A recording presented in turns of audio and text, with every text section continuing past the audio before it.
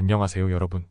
오늘의 흥미로운 기사 내용은 젤렌스키의 대담한 전략 러시아와 서방에 보내는 메시지, 그리고 남중국해의 새로운 긴장 중국과 필리핀의 대결에 관한 것입니다. 우선 좋아요 버튼을 누르고 채널 구독 및 알림 설정 또 잊지 마세요. 여러분의 관심과 지지가 저희에게 큰 힘이 됩니다. 첫 소식은 우크라이나와 러시아 간의 갈등에 대해 이야기해 보겠습니다. 최근 볼로디미르 젤렌스키 우크라이나 대통령이 러시아와 서방에 강력한 메시지를 전하며 대담한 움직임을 보였습니다. 월스트리트 저널의 보도를 바탕으로 이 사건의 배경과 의미를 철저하게 분석해 보겠습니다. 이 영상은 월스트리트 저널의 기사를 참고했음을 알려드립니다. 우크라이나의 독립기념일, 젤렌스키 대통령은 자신들의 군대가 여전히 싸우고 있음을 세계에 알리기 위해 과감한 영상을 공개했습니다. 젤렌스키 대통령은 우크라이나 북부 수미 지역에서 푸틴은 우리에게 어떤 경계선도 그어줄 수 없다며 우크라이나인들만이 자신들의 미래를 결정할 권리가 있음을 천명했습니다. 이러한 선언은 단순한 말 이상의 의미를 담고 있습니다. 전장에서 주도권을 잃어가던 젤렌스키는 다시금 힘을 되찾기 위해 대담한 군사작전을 감행했습니다. 이 작전은 러시아의 균형을 깨뜨리고 서방의 지지를 이끌어내기 위한 일종의 도박이었습니다. 젤렌스키는 더 많은 무기와 특히 미국이 러시아 영토에 장거리 미사일을 사용할 수 있도록 허가해주기를 요구하고 있습니다. 하지만 젤렌스키가 직면한 과제는 이뿐만이 아닙니다. 그는 전쟁으로 지친 우크라이나 국민들의 신뢰를 유지해야 하는 상황입니다. 일부 국민들은 러시아와의 타협이 필요하다고 생각하기 시작했습니다. 그러나 젤렌스키는 러시아에 대한 대담한 공세를 통해 우크라이나인들에게 여전히 싸울 힘이 남아있음을 증명하려 합니다. 우크라이나 군대는 러시아의 쿠르스크 지역으로 빠르게 진격해 약 100개의 러시아 정착지를 점령했습니다. 이 작전의 일환으로 우크라이나는 약 2,000명의 러시아 군인을 포로로 잡았고 이들을 115명의 우크라이나인 포로와 교환했습니다.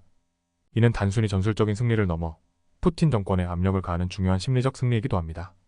하지만 미국의 바이든 행정부는 우크라이나의 이러한 움직임에 대해 처음에는 당황했습니다. 미국은 우크라이나의 작전 세부 사항에 대해 비밀을 유지하고 있었기 때문입니다. 미국 관리들은 우크라이나가 왜 이렇게 극단적인 결정을 내렸는지 의문을 가졌습니다. 그러나 젤렌스키는 이 작전이 러시아에 대한 가장 강력한 메시지를 전달할 수 있는 방법이라고 믿고 있습니다.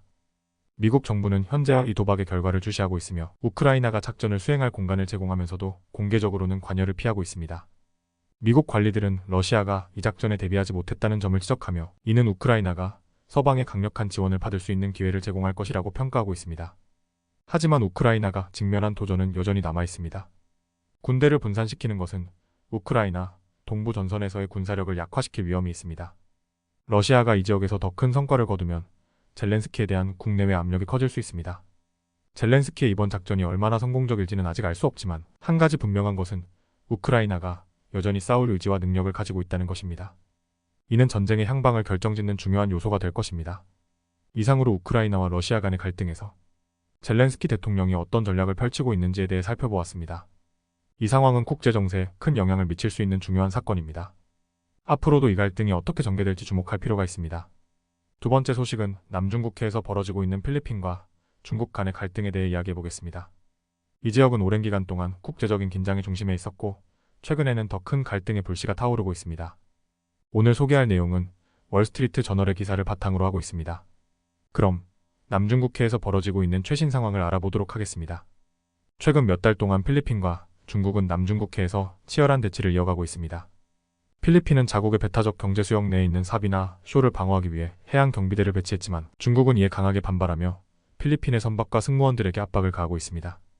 삽이나 숄은 필리핀 서부 해안에서 약 75일이 떨어진 곳에 위치한 저지대 암초입니다. 필리핀 정부는 이 지역에서 중국의 민병대와 해양연구선의 활동이 증가함에 따라 이를 면밀히 감시하기로 결정했습니다. 그러나 중국은 이 지역이 자국의 영토라고 주장하며 필리핀에 선박 철수를 요구했습니다. 중국은 국제재판소의 2016년 판결 즉 남중국해 대부분에 대한 중국의 영유권 주장이 법적 근거가 없다는 판결을 무시하고 있습니다.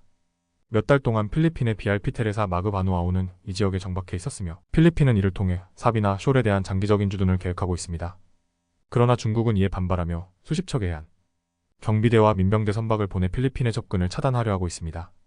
이번 주 중국은 필리핀 선박 2척이 테레사 마그 바누아에 물자를 공급하려 한다고 판단하고 이를 막기 위해 해양 경비대를 파견했습니다. 이 과정에서 양국 간의 충돌이 발생했고 필리핀 선박은 큰 손상을 입었습니다. 필리핀은 중국의 공격이 일방적이었다고 주장하는 반면 중국은 필리핀이 충돌을 유발했다고 비난하고 있습니다. 이러한 갈등의 배경에는 필리핀의 안보 정책 변화가 있습니다. 2022년 페르디난드 마르코스 주니어 대통령이 집권한 이후 필리핀은 남중국해에서 중국의 영향력을 견제하려는 노력을 강화하고 있습니다. 필리핀은 미국과의 동맹을 강화하며 남중국해에서의 존재감을 확대하려 하고 있습니다. 하지만 중국도 물러서지 않고 있습니다. 중국은 남중국해의 통제를 더욱 강화하기 위해 필리핀을 압박하고 있으며 이는 두 나라 간의 긴장을 극대화시킬 위험이 있습니다. 중국은 자신들의 해양 주권을 지키겠다는 입장을 고수하며 필리핀이 문제를 일으키고 있다고 주장합니다. 이 상황에서 필리핀이 선택할 수 있는 옵션은 제한적입니다. 사비나 숄에서 선박을 철수하면 중국의 승리를 안겨줄 수 있으며 필리핀의 해양 주권에 대한 심각한 위협이 될 것입니다.